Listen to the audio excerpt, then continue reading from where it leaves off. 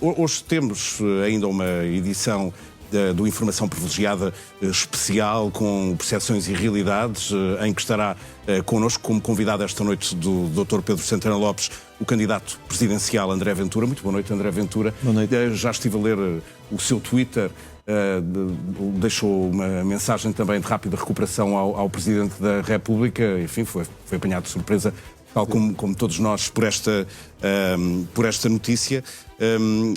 Já manteve alguma espécie de contacto esta noite com a Casa Civil do Presidente para se inteirar do estado de saúde? Marcelo Rebelo de Sousa. Boa noite, obrigado pelo convite.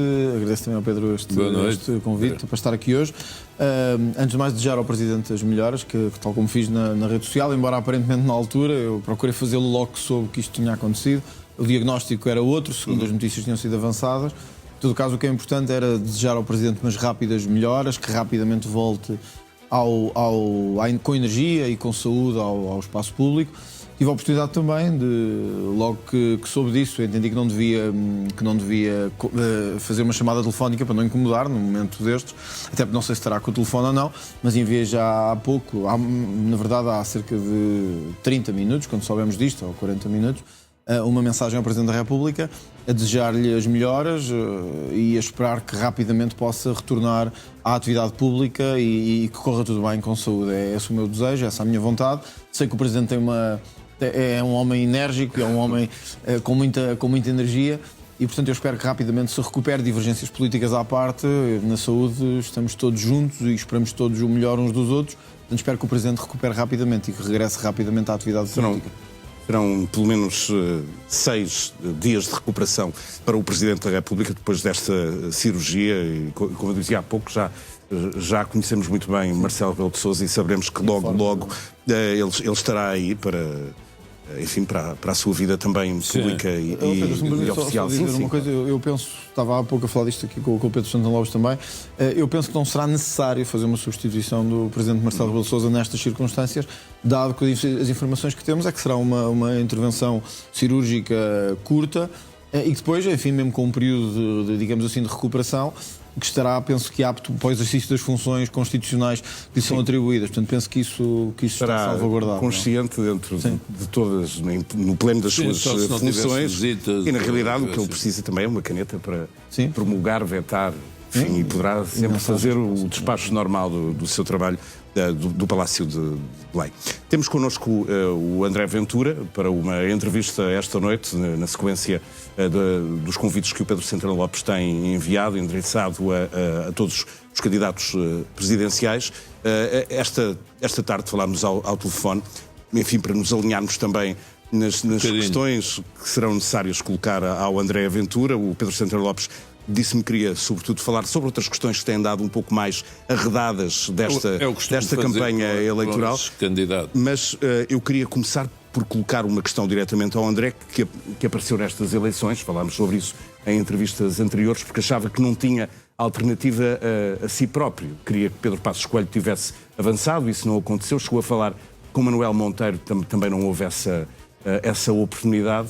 Deixe-me colocar-lhe aqui Nunca cheguei a falar com o Manuel Não chegou a falar com o Manuel Monteiro, mas foi uma das hipóteses que colocou para apoiar.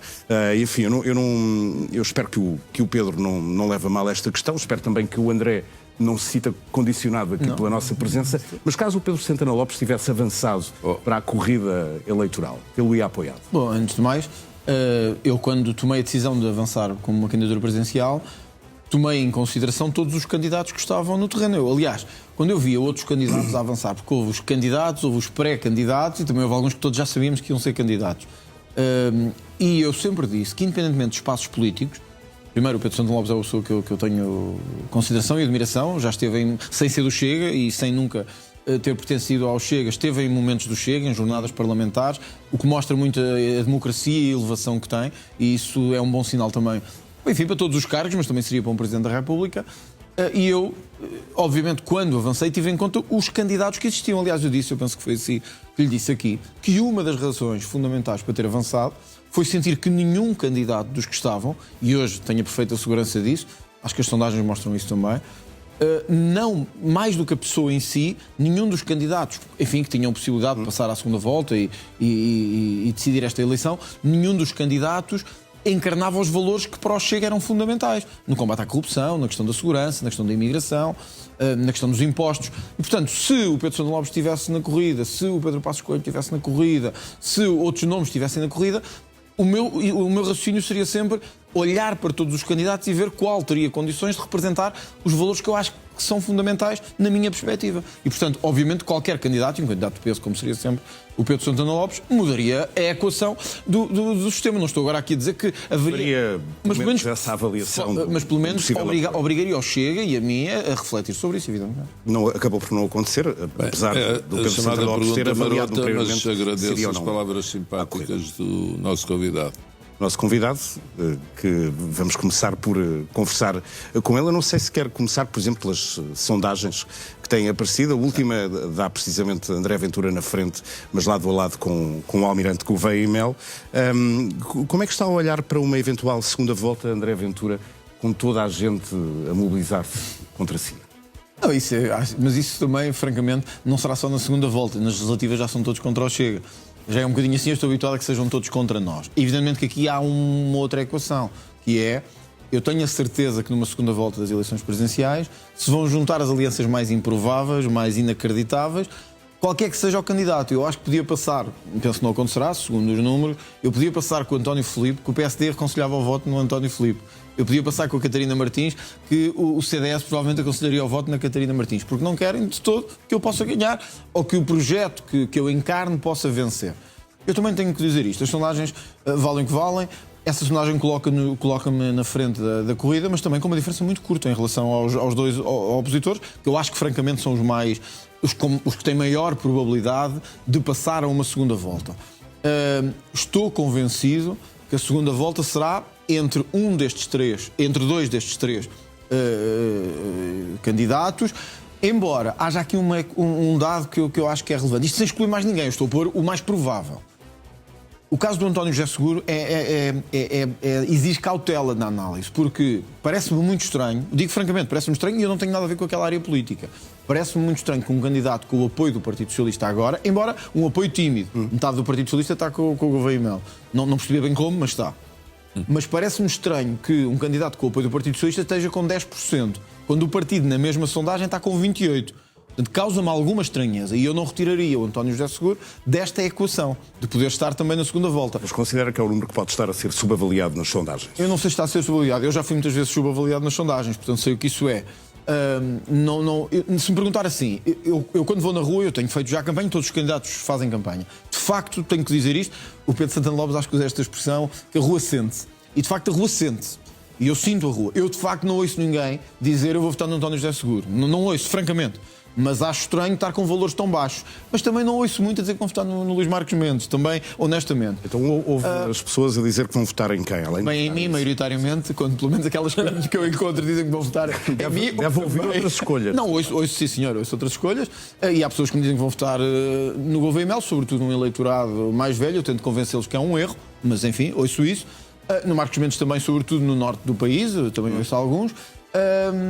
E nos jovens também, em Coutinho de Figueiredo, em alguns. Eu também acho, francamente, eu olho para aquela sondagem e também me parece pouco provável que o Coutinho de Figueiredo esteja com 3%. Francamente. Eu gosto de dizer as coisas como elas são e o que eu penso.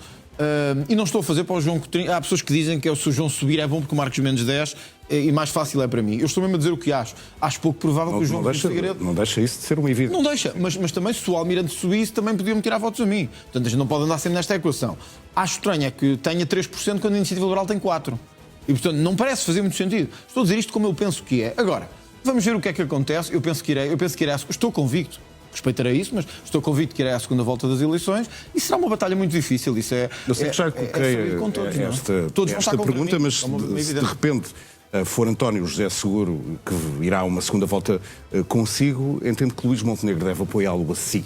É uma questão que tem que colocar ao Luís Montenegro. Um candidato da direita. O Luís Montenegro vai ter que decidir se quer apoiar um socialista ou alguém que é da direita, ou de centro-direita ou de direita. Portanto, será uma questão que o Governo, o Primeiro-Ministro, terá que decidir. Mas é um cenário curioso, porque se acontecer, vai mostrar bem se é verdade ou não que PS e PSD são a mesma coisa. Em que PS e PSD, quando chega ao momento de tomar uma decisão, tomam as mesmas decisões sempre. Porque o António José Seguro já disse variedíssimas vezes, aquilo em que acha, olha, até a reforma laboral, até a legislação laboral, até a legislação sobre estrangeiros e fronteiras, até a legislação sobre segurança. O António José Seguro está contra tudo aquilo que o Governo decidiu. Portanto, é curioso se passar à segunda volta comigo, o Chega, que apoiou muitas das medidas que o Governo acabou por tomar na Assembleia da República, que foram aprovadas graças ao Chega, desde descidas de impostos até controle de imigração. É curioso ver o que é que Montenegro vai fazer, se vai seguir aquilo que é o seu pensamento ou se vai ser obrigado a tomar um apoio ao Partido Socialista. Nem na aprovação dessas leis, nem a Presidência da República são moedas de troca. Não é uma questão de moeda de troca, é do país e do modelo de país que vemos para o futuro. Quer dizer, queremos ou não um país com imigração controlada? Eu quero. Penso que o PSD, neste momento, também. Queremos ou não um país em que haja menos impostos, mais competitividade das empresas? Penso que sim. E o PSD também. Queremos ou não um país onde haja direitos para quem trabalha, mas haja capacidade das empresas de terem uma legislação que as faça crescer e investir? Eu penso que sim, que o PSD também. Ora, com tudo isto, e se António José Seguro está contra isto tudo, o que é que o PSD fará numa segunda volta entre mim e o António José Seguro? Mas enfim, essa é uma questão que é o Luís Montenegro que tem que responder. Pedro Santana Lopes, é a sua deixa. É a minha deixa. E o que eu gostava de começar por perguntar ao André, esclarecer que nós nos conhecemos há uns bons anos, tratamos por tu, não vamos fazer aqui de conta que não é? E eu gostava de perguntar ao André, primeira pergunta, se ele gostava mesmo de ganhar estas eleições. Ou se, eu até ponho a hipótese nos meus pensamentos assim, ele ficava mais contente se ficasse em terceiro. Porquê? Estou a divagar. Se ficar em segundo, se todos se unirem contra ele, é muito difícil. Ele não gosta de perder, também nem a feijões. Portanto, terceiro, um grande resultado, 20 e qualquer coisa por cima. Porque a questão é, veste, não é se tens capacidade para Presidente da República. Já pensaste o que é que pode acontecer politicamente se és eleito Presidente da República? E tu que sabes muito de direito, compara com o sistema francês. Eu vejo-te a seres eleito, esperar 6 meses... e poderes pedir uma maioria para governares. Não te estou a ver sossegado no Palácio de Belém. Não. Estás a ver com o estilo presidente, à espera de vetar ou não, promulgar, mensagem. Tu, Presidente da República, o sistema muda. Mas isso não há dúvida. Eu não vou ser um Presidente da República se for eleito igual aos outros. Isso não vou. Pronto. Isso não vou. Isso é uma evidência. Eu disse no debate com António José Seguro, sem nenhuma ofensa, que não vou ser uma jarra de enfeitar. E o sistema, quem for votar em mim, e eu acho que mesmo quem está a indicar que vai votar em mim, não deve haver uma única pessoa que esteja a votar ao engano. As pessoas sabem que eu serei um presidente interventivo, que eu serei um presidente com opiniões firmes e posições firmes em muitas matérias, desde matérias jurídicas, legais, de reforma da justiça, até matérias da segurança e do controle de imigração. Se me perguntares assim, mas e queres que isso aconteça ou politicamente é mais vantajoso se ficares arredado da corrida? Vou-te ser sincero, Pedro. Eu nunca entraria numa corrida para perder, que eu não gosto de perder. 2, quando eu decidi que estes valores eram importantes estarem representados no mais alto lugar da nação, é porque eu queria mesmo fazer esta mudança. Eu hoje estive, só para poder dizer isto, eu hoje estive num encontro de jovens, em Carcavelos, e muitos perguntaram-me assim, André, mas a maior parte vê-o como Primeiro-Ministro e não como Presidente da República. E eu dei-lhes 2 exemplos de países em que os partidos irmãos do Chega venceram eleições e nem sequer conseguiram formar governo. Na Áustria, nos Países Baixos, isto aconteceu, ganharam com 27, 28 e não puderam formar governo. Alguém tem dúvidas que Cássio chega a ganhar as eleições, como pode acontecer com 27, 28, 26, PS e PSD vão impedir o Chega de formar governo? Portanto, quando eu percebi isso, eu compreendi que a transformação do país só acontece a partir de uma eleição presidencial. Essa é a grande questão. Bom, Pedro Santana Lopes comentava aqui em off que com todos estes intervalos, o mais provável é que os nossos espectadores enfim, tenham essa necessidade, mas isto é compreensível, é a publicidade que sobe muito quando vem este convidado aos estúdios, não é? Dizem para aí. Dizem para aí. Mas pronto, nós estávamos a falar, eu tinha-lhe perguntado se ele queria mesmo ser presidente, já percebi que sim, e não tinha dúvidas que sim, mas depois das perguntas que pus, eu gostava de perguntar isto. Imagina, és eleito, tomas posse em março, mais ou menos. A Constituição diz que nos 6 meses seguintes o Presidente, depois de eleito, não pode dissolver a Assembleia. Mas tu, com essa tua exigência e, eu não vou chamar ansiedade, mas pressão permanente, eras capaz de aguentar um governo que não te agrade nas políticas que desenvolve muito tempo, ou admites usar os teus poderes para mais 6 meses depois, ou seja, setembro do ano que vem, poderes dissolver a Assembleia e pedir um governo que tenha uma equipa política mais capaz de desenvolver as suas políticas. Ou seja, em que o Chega, por exemplo, não sendo liderante, possa ser o primeiro. Admite-se isso? Eu acho que... No funcionamento do nosso sistema de governo, que é muito complexo? Eu acho que nós não devemos ter eleições a cada 6 meses. Acho mesmo. Acho que é mau. Não obstante o Chega, no caso, ter beneficiado disso. É mau para o país, é mau para a economia, é mau para as empresas, é mau para o crescimento, é mau para o emprego. Nós não devemos ser fatores de instabilidade. Eu não quero ser fator de instabilidade. Quero ser fator de segurança das pessoas, de estabilidade, etc. Também não acho que devamos ter golpes de Estado constitucionais a partir do Palácio de Belém. Aliás, tu sabes bem o que isso é. Tiveste, e erradamente, na minha perspectiva, e nem é questão de tu teres pago um preço. O país pagou um preço pelo que aconteceu, um preço que hoje é evidente para toda a gente, embora na altura pudesse não ser evidente para muitos. Portanto, eu não acho que o Presidente deva ser um fator de sabotagem, de bloqueio, ou de golpear o Governo através de formas subterrâneas. O Presidente deve ser solidário com o Governo. Solidário e ao mesmo tempo independente. Institucionalmente.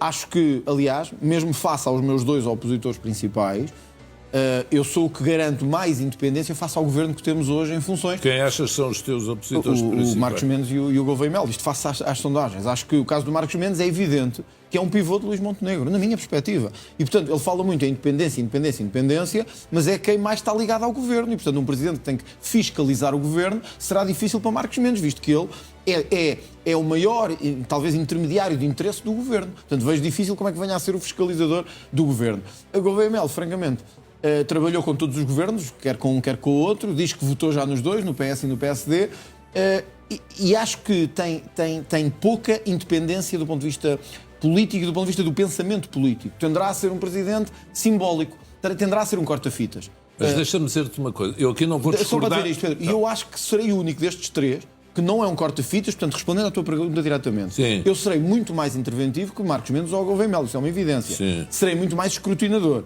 e serei muito mais, digamos assim, não vou dizer impositivo, mas as pessoas que sabem, e quem for votar em mim também sabe, que vai haver áreas, desde o combate à corrupção, à questão da segurança, da imigração, que eu vou, ora, deixar um sinal claro de apoio, ora um sinal claro de veto e de não aprovação em áreas que considero fundamentais. Portanto, eu não quero ser o Presidente que governa, mas também não vou ser o Presidente que vai ficar a olhar.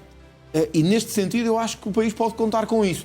Eu até acho que o país quer isso. Eu acho que já passaram muitos anos em que tivemos presidentes absolutamente simbólicos, de fachada, absolutamente jarras, e não é isso que acho que a população quer hoje. É isso que eu procurarei ser. Pode chegar à dissolução do Parlamento.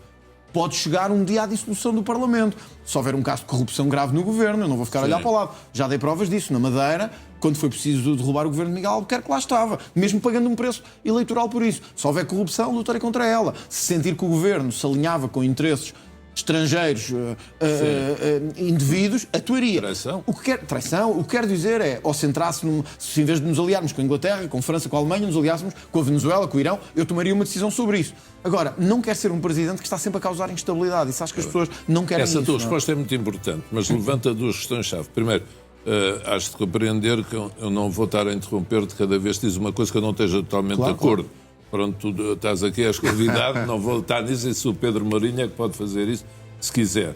Mas a resposta que tu deste de dizer não, em princípio não, a não ser que algo de grave aconteça, acho que é muito importante na definição do que é que cada presidente faz. Eu, com toda a franqueza, acho que os outros nem equacionam estas questões, porque são, de facto, um modelo de presidente não interventivo, como dizes. Pronto. E eu assumo isso. Eu não estou a tentar esconder isso. Eu acho que há mesmo uma evidência a 3 ou a 4 nestas eleições. Acho que os outros candidatos serão candidatos de poder residual. Eu mas não quero ser um candidato as razões que tu deste, se houvesse um governo liderado pelo Chega, tu também não eras independente? Ou seja, tinhas que te demitir de presidente pelo teu raciocínio. Percebo. Estás a ver? Marcos Mendes é dependente. Imagine-se que venha a acontecer um governo liderado pelo Chega. Se houver um caso de corrupção num governo do Chega, eu dissolverei o que tiver que dissolver, mesmo que seja um governo do Chega. Que ninguém tenha dúvidas disso. Como penso que afastei quem tinha que afastar, mesmo quando me doía ao Chega e quando gostava. Ser independente é mostrar que se consegue, sobretudo, responder ao interesse das pessoas e não a interesses de jogo partidário. Quando eu estava a referir-me ao Marcos Mendes é porque eu acho que ele é de facto... A questão é que, o Luís Marcos Mendes não é sequer o candidato do PSD, é o candidato do montenegrismo. é o candidato deste atual Primeiro-Ministro, que tudo fez para que fosse ele e não outro, e bloquear o espaço completamente a outro. Não vou agora dizer apenas o teu caso, mas acho que o teu caso é um deles. Acho que houve com outros. E acho que houve um acordo feito entre Montenegro e Marcos Mendes para ser ele o candidato, em troca de comentários favoráveis na televisão. Isto é grave, o que eu estou a dizer, mas é o que eu acho, é o que eu penso, e portanto terá que se... Já lhe disse-lhe na cara dele, portanto não estou a dizer nada que não lhe tenha dito ao Marcos Mendes. Acho que ele é de todos o que será menos independente. Acho que vai levar o governo ao colo, vai proteger o governo até ao último caso. Eu dei um exemplo, Pedro, que as pessoas podem confirmar. O caso dos incêndios, em que quando houve incêndios com um outro governo, Luís Marcos Mendes disse que isto era grave, tinham que ser apuradas as responsabilidades. E ele aí tinha razão. Eu ouvi-te a dizer isso. Quando chegou ao governo de Luís Montenegro, que não estava lá no combate aos incêndios, desapareceu quando não tinha que desaparecer, mas sobretudo lidou mal, na minha perspectiva, com o processo, e Luís Marcos Mendes disse: este não é um momento de críticas. Então vamos ter um presidente que não é capaz de criticar o governo? Isso é um mau princípio.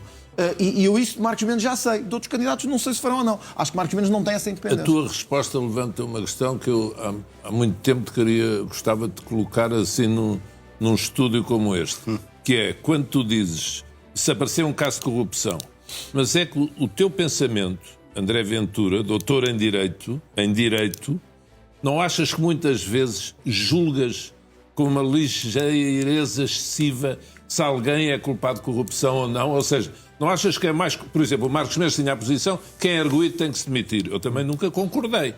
Não concordo com isso. Uma coisa é acusado, já foste. Eu já fui arguido. Eu fui uma vez, já não sei porquê, mas fui uma coisa há pouco tempo. Mas achas que te fica bem como professor de Direito? Não achas que devias ir por outro caminho? Aliás, o Marcos Mendes disse: o senhor não é xerife. Não foi xerife, falou em xerife. Mas tu, de facto, não podes mandar prender ninguém. Não. Se fosse eleito Primeiro-Ministro ou Presidente. Posso garantir que temos leis que efetivamente garantem que os corruptos são presos. Isso é outra coisa. Posso tentar provocar e orientar o sistema nesse sentido. Para responder de forma clara nos dois cenários. Sim.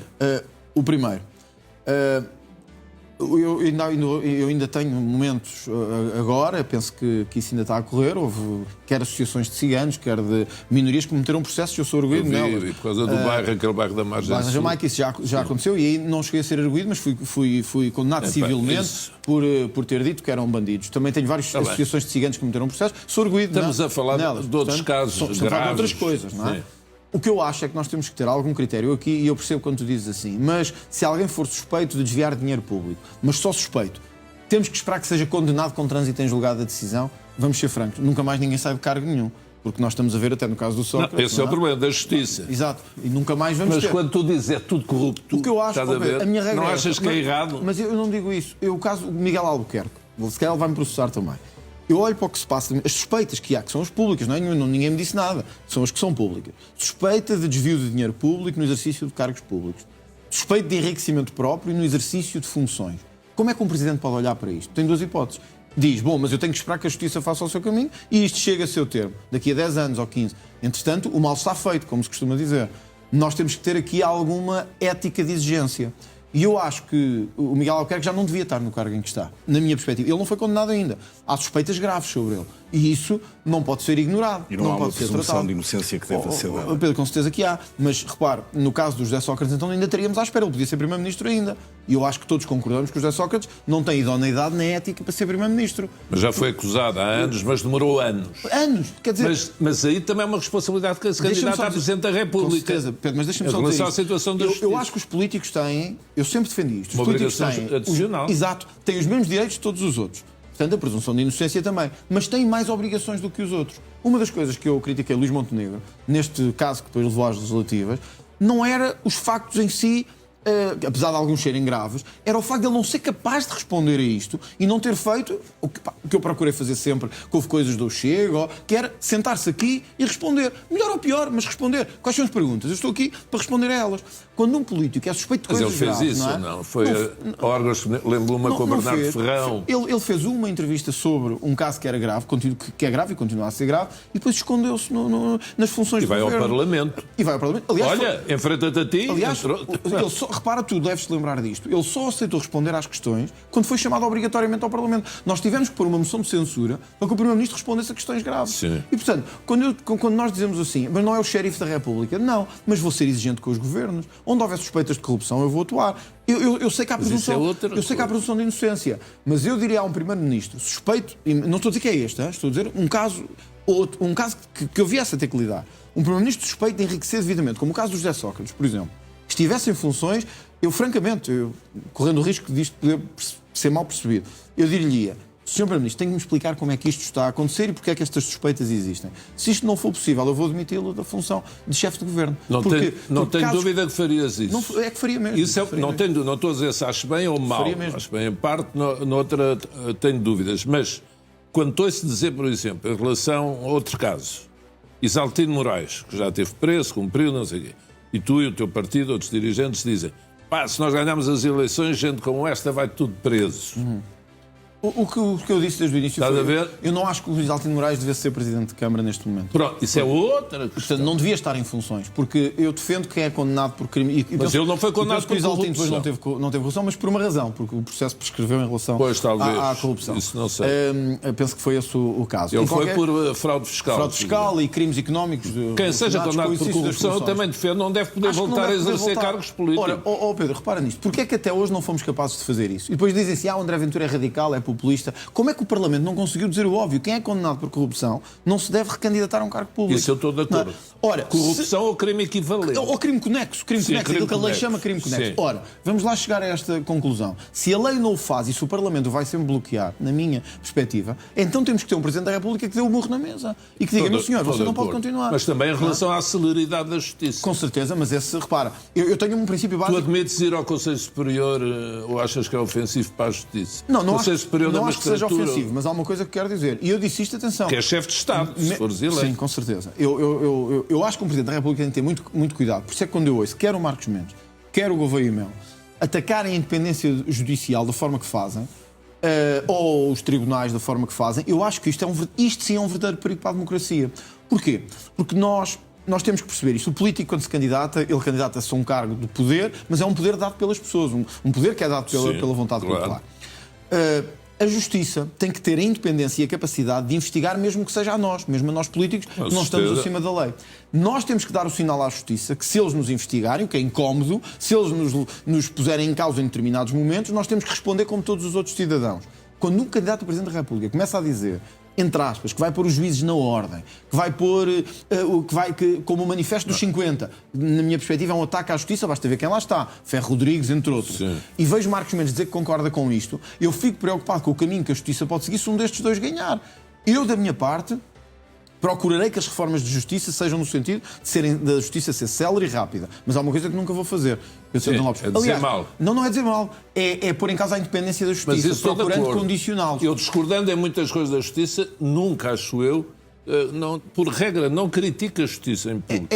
Acho que temos que respeitar.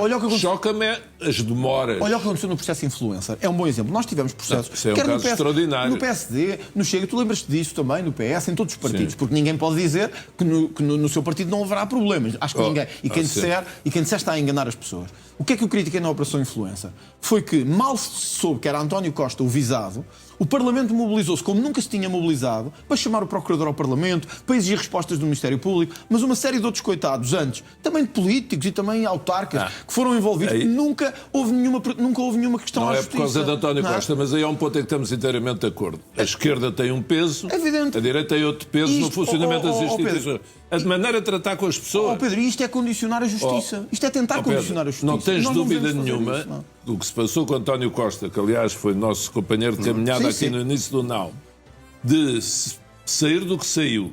E oxalá, eu acredito que ele não tem culpa nenhuma em nada. Mas se passado meses estar no Conselho Europeu, que era impossível. Ou com o Pedro Passos Coelho, ou comigo, ou com o André Ventura, ou com o Paulo Portas. Impossível. Era impossível. Estavam a levar tareia meses. aqui houve como que uma operação internacional e nacional passar por cima da questão e o António Costa ir lá. Pedro, ainda ontem lê a entrevista dele. E o André dizem que a Justiça participou nessa operação internacional. Não, é o contrário. Os políticos é que quando a Justiça teve que intervir, pressionando a Justiça, levaram a cabo uma operação de proteção que nunca tinham levado a ninguém. Deixa-me falar-te outro exemplo da questão das escutas que esta semana se lançou. Por acaso o Correio da Manhã teve à margem disso e até teve pessoas que conseguiram explicar o que estava em causa. Mas vê, para quem visse esta notícia, assim, 6 escutas que não foram para o Supremo e que deviam ter ido de António Costa. Quem visse isto de manhã, via, espera aí, houve uma perseguição ao homem. O homem está a ser perseguido injustamente. Então, escutas ilegais ou um primeiro-ministro, isto é gravíssimo. Depois viemos a saber que 6 destas 7 escutas eram tentativas de chamada, nem sequer foram chamadas, e a outra foi incidental. Se isto fosse com o André Ventura, com o Pedro Santana Lopes, com o Pedro Passos Coelho, nem sequer era título de notícia, muito menos manchete. Como é com o António Costa? Há sempre esta, e com o PS em geral, há esta tentativa de proteção. Não me vou cansar de dizer isto. O PS montou um polvo nas instituições em Portugal. Aconteceu com o Paulo Pedroso, aconteceu com o Ferro Rodrigues, lamento dizer isto, podem processar outra vez. Mas aconteceu. Eles estão lá. E quem conhece o meio sabe que eles estão lá. E vão tentar até ao fim proteger-se. Qual é a minha função como Presidente? Não é... Olha, é como a imprensa. Eu discordo muito da imprensa, tu sabes. Que eu discordo de muita da imprensa que se faz em Portugal. Eu discordo de muitos jornalistas e acho que temos mau jornalismo em muitos órgãos de informação. Eu nunca na minha vida, poria em causa a liberdade de imprensa. Nunca. Mesmo que não goste, mesmo que me critiquem, mesmo que... Porquê? Porque eu também sei defender, também sei vir para me defender. E acho que é assim a democracia. Com a justiça é o mesmo. Eu posso não concordar e não concordo com muita coisa que a justiça faz. Acho que quando um presidente começa a meter-se no meio da justiça e a tentar condicioná-la, é o início de uma ditadura.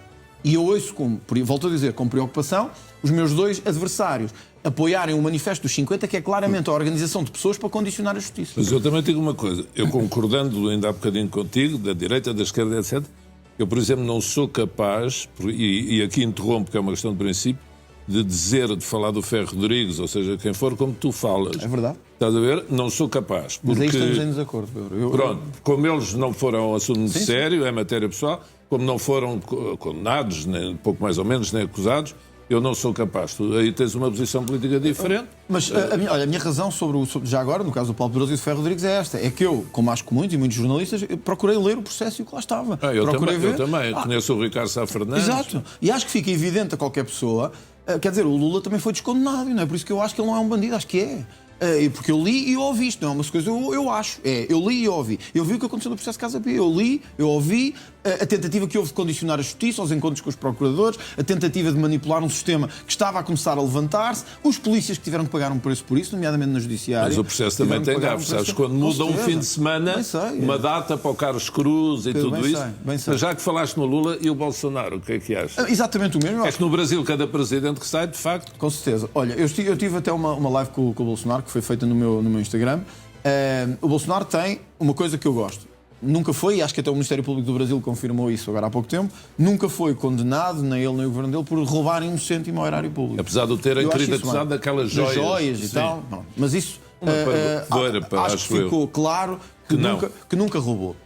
O Bolsonaro, eu acho que a justiça do Brasil, francamente, não me cabe a mim estar a pronunciar-me sobre a justiça de outros países. Eu preocupo-me com a do nosso país e é isso que me preocupa. Acho que a justiça do Brasil funciona mal, funciona de acordo com lobbies e o que aconteceu com o Lula é a prova disso. Eu não sei se o Bolsonaro planeou um golpe de Estado ou não, francamente parece-me uma coisa um pouco tonta. Alguém que teve o poder todo na mão, só depois é que planeia um golpe militar. E está a preço por isso, está a pagar um preço. Há uma coisa que eu acho bem e que eu condenaria ao Bolsonaro se isso tivesse acontecido. Se ele tivesse pensado fugir, se isso lhe passou pela cabeça, eu acho um erro. Nós às vezes temos que pagar um preço pelas nossas... da pulseira. Sim, se tentou fugir é um erro. E eu não tenho problema de dizer isso mesmo de pessoas de quem eu tenho mais consideração. Eu acho que nós, quando temos convicções e valores, pagamos um preço em democracia. Tu sabes isso? Eu também sei isso. Acho que não é fugindo que se resolve as coisas, é enfrentando, é dando a cara, mesmo nos piores momentos. É sempre assim que eu procuro fazer. Portanto, acho que se isso acontecesse, era errado. Porém, eu acho que o grande cancro do Brasil é a corrupção e eu espero que os brasileiros percebam isso. Mas isso é uma questão que, enfim, a mim diz-me um pouco. Cá em Portugal é que me preocupa a epidemia de corrupção que temos. Isso sim preocupa-me. Mas já agora, há bocado, Pedro, fiquei de dizer uma coisa. Às vezes acusam-me de, nesta candidatura presidencial, estar a querer fazer uma espécie de tomada de poder através da via presidencial. Há pouco nós estávamos aqui a falar, quando foi o intervalo, da tal frase do Sá Carneiro, uma maioria, um presidente... Governo, presidente, governo. sim. Eu vou dizer isto mesmo sabendo que isto pode ser mal interpretado. É mesmo isso que eu acho que tem que acontecer. Eu acho que tem que haver um presidente, uma maioria e um governo para conseguirmos mudar o país. Um sistema como o nosso só funciona bem assim. Só funciona bem se houver uma espécie de sintonia, garantindo a independência de todos os poderes, nessas circunstâncias. Esse era o grande slogan em 80 e por aí fora. Uma maioria, um governo, um presidente. E era isto que o Sá Carneiro dizia. Ora, quando eu nasci, o Sá Carneiro já tinha morrido, eu não tive o privilégio, que acho que era um enorme Não posso privilégio. deixar de dizer que a Conceição Monteiro não gosta de ouvir falar de Sá Carneiro. Ainda há bocado estive com ela. Acredito. E há muita gente que ainda agora quando fui a Viseu e estive junto à estátua de Sá Carneiro, pessoas que acham que pelas posições que eu tenho... que é abusivo. Não gosto. Pedro, eu acho mesmo isto. E tu se calhar também... Tivemos os dois no PPD-PSD, eu também saí, tu saíste. Eu acho que o Sá Carneiro hoje, francamente, eu acho que o Sá Carneiro hoje diria muitas das coisas que eu digo. Acho. Mas é só um exercício Não sei, nem nunca fiz isso. Pronto, eu acho que sim, porque ele tinha acho que a frase era dele, saber romper e sair a tempo. Saber estar e romper a tempo. Ora, é aquilo que eu tentei fazer na vida e que tento fazer nesta candidatura. Eu fui do PSD, como tu disseste, aliás, apoiei-te nas diretas, 2017. Das diretas, já e não me esquece, estavas lá na sala na noite em que eu perdi. Demos um abraço quando tu saíste. Exatamente, e eu estava lá no dia em que o Rio ganhou. Te venceu. Mal, e também se viu o que é que deu depois e o que é que deu ao PSD.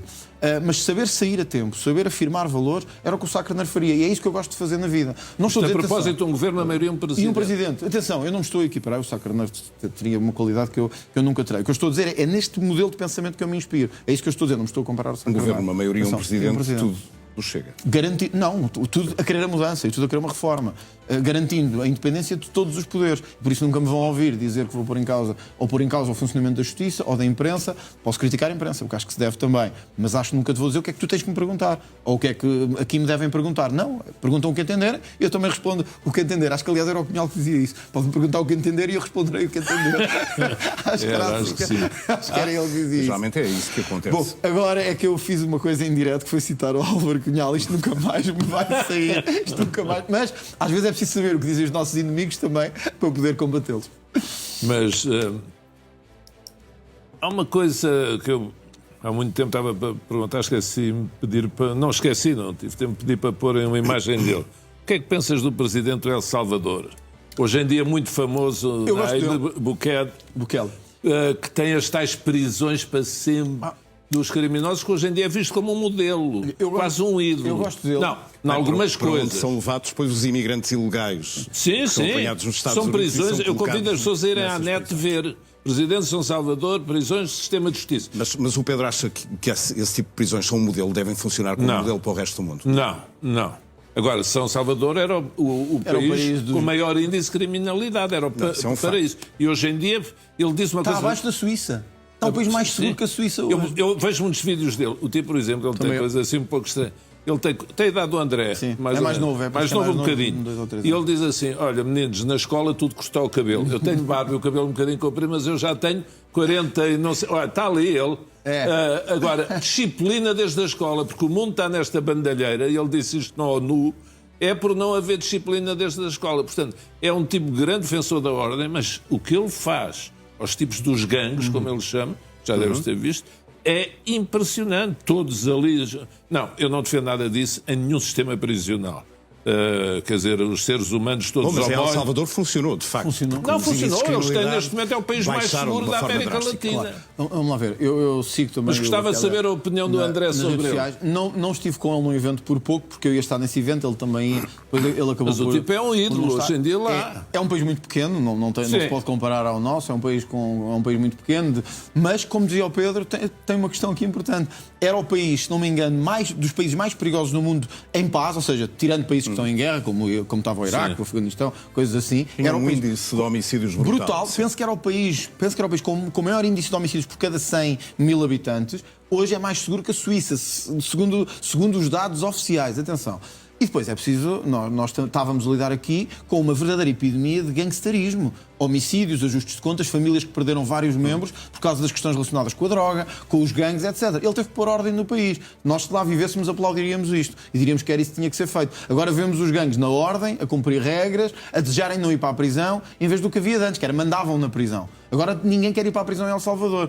O número de homicídios, penso que houve o ano passado ou o mês passado, 0 homicídios. Isto Já vi que também segues. Eu sigo. Aquilo que se está a passar lá é impressionante. É impressionante. Eu acho que tinhas uma pergunta para pôr a propósito de imigração, que é um caso também temos de falar. Vamos para o intervalo. Mas que eu acho, de facto, que hoje as pessoas em Portugal, sobretudo estes crimes agora ligados à droga e etc., que acham que isto é uma bandalheira e fazem o que querem, sim, é preciso um bocadinho desta ordem para pôr ordem aqui no país também. Um bocadinho, bastava um bocadinho. Mas a questão é que este Presidente transformou também as prisões de El Salvador num negócio, sobretudo.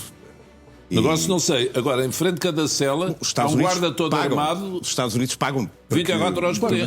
Alguns dos deputados dos Estados Unidos vão para lá. Pois, esse é um problema entre El Salvador e os Estados Unidos. A mim o que me interessaria se vivesse lá é que a minha família pode andar na rua em segurança sem medo de levar um tiro na cabeça. Mas nós não podemos comparar a segurança em Portugal. Há insegurança que se vivia. Portugal não está nesse ponto. Mas hoje começamos a ver coisas assustadoras em Portugal que não víamos há uns anos, não é? Eu partilhei no outro dia o vídeo do indivíduo que foi assassinado numa orivesaria, sufocado, um idoso que foi sufocado até à morte, e vi o corpo a sair, vi a família a chorar, e eu às vezes pergunto assim, quem faz justiça a estas pessoas? Quem fará justiça? Ou seja, isto nunca devia ter acontecido. Eles não deviam cá estar quando são de fora. Se cá estivessem, deviam estar presos, porque já tinham um longo historial de crimes. O que acontece em Portugal é que as pessoas sentem que não acontece nada. E eu quero ser esse presidente da ordem. Está com a informação privilegiada. Noite de segunda-feira em que Pedro Santana Lopes trouxe ao NAU como convidado André Ventura, candidato a estas eleições presidenciais, apoiado pelo seu partido, o partido que preside, o Chega. Sou eu que vou pegar neste reinício da entrevista. Deve ter visto, André, as imagens deste fim de semana de longas filas com milhares de cidadãos israelitas à porta da Embaixada Portuguesa em Tel Aviv, a tentarem aproveitar aqui uma janela de oportunidade, dado que esse regime especial que permite a legalização como cidadãos portugueses dos herdeiros dos sefarditas, no fundo, e portanto, eu penso que temos essa imagem, vamos vê-la, mas são longas filas. Eu não vi nenhuma imagem. Com centenas e centenas de pessoas, sim, à porta da Embaixada Portuguesa em Tel Aviv. Não assustem, estas imagens não chocam, André? A mim chocam-me, porque é assim, eu já vi no outro dia, vi no centro da Babilónia filas também enormes de pessoas que não tinham documentos. Agora uma resposta. Não, mas porque é que eu acho que isto choca? Agora de pessoas que estão na Embaixada, querem o passaporte português, ou querem renovar o passaporte português, ou querem explicar que é uma questão histórica. O passaporte não estou a dizer português. Todas. Pedro, há uma questão que é histórica, que o regime agora teve uma alteração. Também dizer que eu acho que era importante o Parlamento, quando fez esta alteração de restringir a nacionalidade, por esta lógica. A nacionalidade portuguesa tem que ser uma coisa preciosa. Não pode ser uma coisa à venda no mercado. Muito não bem. pode andar à venda no mercado, na Índia, no Paquistão. E acho que desta forma ela está a ser tratada como algo precioso. Acho que fizemos uma coisa que o PS desbaratou com a lei da nacionalidade em 2017, que foi dar a nacionalidade a praticamente toda a gente que a quisesse. Havia pessoas a obter a nacionalidade sem nunca pôr os pés em Portugal, sem nunca não sabiam dizer bom dia nem boa tarde. Muitos destes israelitas, como eu acho que quem é nacional português deve ter uma ligação ao país. Nós não devemos dar a nacionalidade por razões, mesmo quando tem fundamento histórico, na minha perspectiva, devemos restringir essa nacionalidade para uma ligação à comunidade. Quer dizer, quem é nacional português tem que ter uma ligação a este país. Ser português não é uma coisa qualquer. E nós que somos portugueses sabemos e sentimos essa ligação. Quando eu vejo isto, porque isto não acontece só em Israel acontece por esta questão específica, mas na Índia também acontece. E no Paquistão também acontece. E no Nepal também acontece. E provavelmente até em países africanos acontece. Os outros, eu percebo que querem nacionalidade portuguesa. Da nossa parte, cabe-nos dizer que quem quer ser português tem que cumprir determinados requisitos. Muitos países... Isso é igual para israelitas ou pessoas de outras nacionalidades, vamos lá ver, com todo o respeito, e eu tenho uma enorme admiração pelo povo israelita, estivemos ao lado e continuamos a estar ao lado deles naquilo que é os ataques terroristas que têm. Já estive em Israel, até em peregrinação. Sabe que é normal encontrar pessoas com passaporte português. Sei, mas não acho bem que o passaporte português seja bem Pedro, nos reféns havia vários casos. Com certeza. Nos reféns, muitos que tinham dupla nacionalidade e eram luso-descendentes. Eu tenho uma admiração enorme pelos israelitas, porém, quando nós temos e pelos judeus, porque acho que são vítimas muitas vezes desta nova islamização da Europa que nós devemos evitar, na minha perspectiva, mas acho que quando fazemos uma lei a restringir a nacionalidade, era complicado estar a criar pequenas exceções, porque senão os PALOP, os países de língua portuguesa, também diziam, bom, então nós também merecemos, porque temos aqui uma ligação. Só para fazer este esclarecimento, por exemplo, o Presidente de Angola, eu julgo que não vou voltar à questão de Angola e do Presidente, que já toda a gente sabe o que é que eu penso, mas o Presidente de Angola criticou a nossa lei da nacionalidade. Em Angola, para se obter a nacionalidade, também é preciso 10 anos, como nós agora colocámos para ser nacional português. Ou seja, eu acho que ser nacional português tem que se passar por um processo, por requisitos, e tem que haver uma ligação ao país mínima. E era assim. Não é? E era assim, até que o PS mudou assim. E passou basicamente a vender a nacionalidade. Eu acho isto errado. Eu percebo que haja outros modelos. Nós não podemos aumentar a população de forma artificial, a todo o custo. Portanto, eu lamento por estas pessoas, seja em Israel, no Paquistão, no Irão, no Afeganistão, que querem ser portugueses, muitos deles para fugir às zonas de conflito. Eu compreendo isso. Mas, Pedro, isto é como a questão da saúde. Uma coisa é ser solidário, outra é compreender que nós não podemos estar aqui a ser os bombeiros do mundo inteiro, que não temos recursos para isso e não temos capacidade para isso. Nós temos que nos preocupar primeiro em ter saúde, habitação, segurança para os nossos. Por isso nós não podemos dar a nacionalidade nem a residência a toda a gente que quiser. Tem que cumprir regras, tem que passar por um processo e no final, se cumprirem esse processo, terão a nacionalidade. Pedro. Posso? Muito bem. A propósito de algumas destas questões internacionais, imigrantes, falando da Venezuela,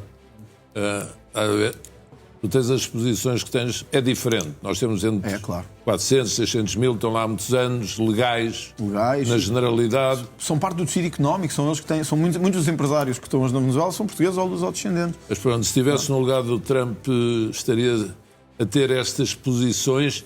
E eu, a propósito de Trump, enfim, um dia, se calhar virás falar com o Germano, não sei, são matérias para essa conversa. Não, mas posso dizer o que é. O principal, a propósito de justiça e política e a tua posição, achas que os ficheiros Epstein devem ser todos divulgados ou não? Então, se estivesses lá procurador-geral, o que é que defendias? Então vamos por partes. Primeiro, a questão do Trump e da Venezuela. Uma coisa que para mim é clara, se eu fosse presidente de um país, ou se vier a ser, que está a ser invadido por tráfico de droga oriundo de um determinado país, eu procuraria usar todos os meios à disposição de Portugal para neutralizar isso na origem. Porque muita da droga que está a entrar nos Estados Unidos vem da Venezuela e vem de cartéis de droga protegidos pelo presidente da Venezuela. Agora vou dizer uma coisa que é quase... Se Portugal tivesse uma epidemia de droga como os Estados Unidos estão, e nós estamos a ter vários problemas com droga em várias cidades do país, eu procuraria. Outra questão é que Portugal tivesse a capacidade de o fazer. E nós não podemos ser irresponsáveis. Não levas a mal que eu diga... Não. Aqui há uma similitude entre o Trump e tu. Bom. O Trump executa, eu não estou a dizer que discordo, quer dizer, daquela maneira, assim, as lanchas que vêm com a droga, claro. Ele manda atacar para ele, é guerra. E é o que eu acho. Na realidade, o que ele pretende nesta altura é depor o presidente Nicolás Maduro. Mas antes disso está a limpar o tráfico por mar e vai limpar por terra.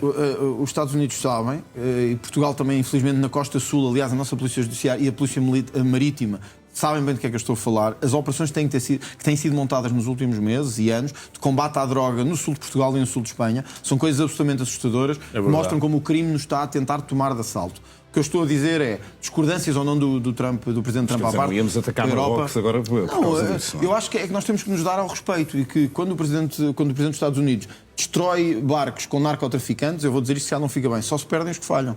Porque, francamente, destruir narcotraficantes... E onde é que fica o direito internacional nisso tudo? Sobretudo nós temos que proteger o nosso país e os cartéis. Mas é uma nova ordem internacional. É com certeza, mas o direito já é um bocado diferente. Pedro, mas os cartéis da droga já mostraram que são cruéis, que não respeitam ninguém e que se puderem destruir o nosso país destroem, o nosso e os Estados Unidos. Outra coisa é o que se está a preparar, ou potencialmente se está a preparar. Portanto, o combate à droga eu acho que o temos que fazer. Eu já o disse várias vezes, a luta contra a droga travá-la-ei. Porque eu sinto que hoje, em muitas cidades, em muitos subúrbios... Eu vim de Mem Martins, que é um subúrbio de Lisboa, onde também há muitos problemas com droga. Nas escolas, à volta das escolas, porque estes tipos vivem e enriquecem de destruir as famílias e destruir os jovens. Eu levarei o combate à droga... Mas tu defendes a pena de morte? Acho que não. Não, eu sou contra a pena de morte. Por causa do erro. Por causa do erro e pelo meu cristianismo. E o valor da vida. Eu sou cristão e tenho o valor da vida como... Alguns casos eu vejo e sinto sinceramente que merecem. Mas a prisão perpétua, Mas a prisão perpétua parece-me que acautelaria esse risco. Eu também acho que em alguns casos justifica, é a minha opinião. Aliás, a maior parte dos países da Europa têm prisão perpétua. Sim. Pena de morte eu sou contra porque pode haver erros. Claro. E também porque sou cristão e levo o valor da vida a sério.